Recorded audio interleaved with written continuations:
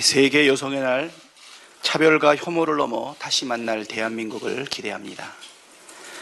심각한 내수 경기를 살리기 위한 축양 편성이 시급합니다. 우리나라 생산, 소비, 투자 3대 지표가 1월 일제히 마이너스로 전환됐고 매출 감소로 문 닫는 자영업자들이 늘어나고 있습니다. 내수 회복의 골든타임을 놓치지 않기 위해 추경을 서둘러야 합니다. 어제 열린 여야 협의회에서도 추경의 필요성에 대해서는 공감대를 형성했지만 정부와 국민의힘의 태도는 매우 소극적입니다. 추경 얘기가 나온 게 언제인데 아직까지도 정부와 국민의힘 모두 추경안도 없고 서로 협의도 한 적이 없었다는 게 말이나 됩니까?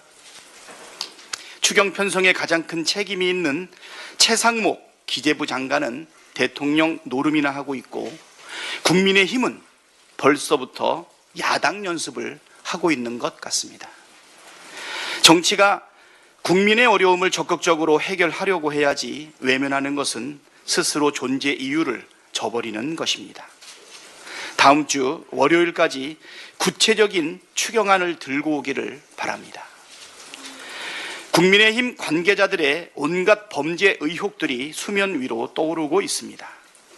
정권 실세, V제로 김건희가 관여했을 것으로 의심받는 삼부토건 주가 조작 의혹의 실체가 드러나고 있습니다.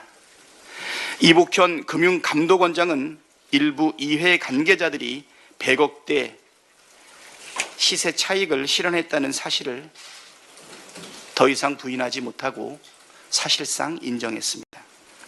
삼부토건 주가 조작에 원희룡의 국토부가 개입한 정황도 드러났습니다. 사실이라면 국가기관을 주가 조작에 동원한 전무후무한 파렴치 범죄입니다. 선거는 패밀리 비즈니스라고 말했던 윤석열의 말이 생각납니다.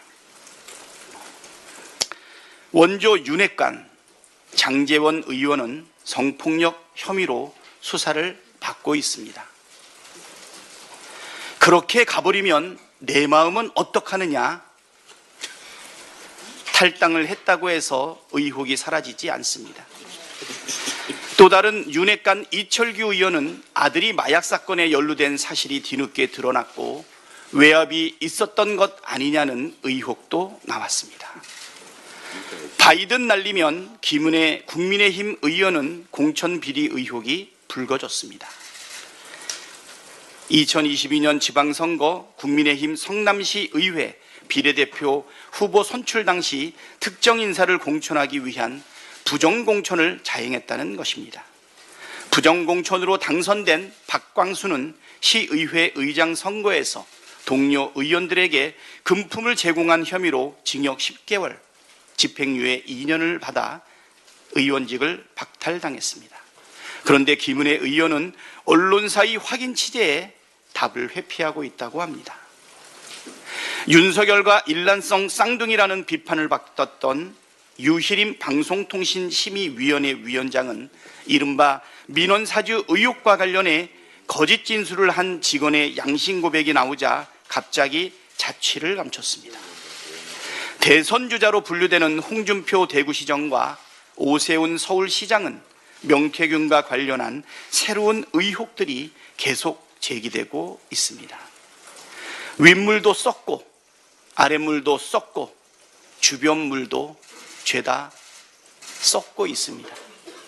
이쯤 되면 국민의힘은 종합비리세트 범죄자 집단이라고 할 만합니다.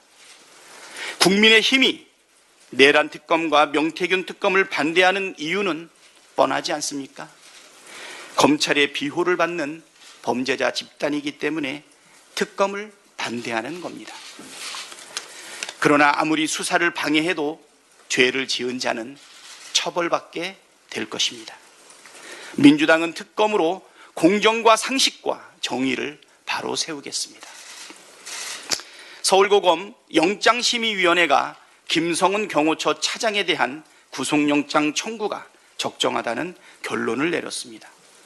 그동안 김성은 차장에 대한 구속영장 청구를 반려하면서 경찰의 비화폰 수사를 방해한 검찰의 행위가 매우 부적절하다는 것이 확인됐습니다.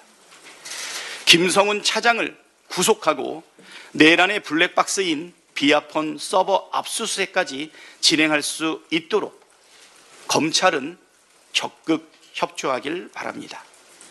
또다시 수사를 방해한다면 검찰도 한통속 내란 동조 세력일 수밖에 없습니다.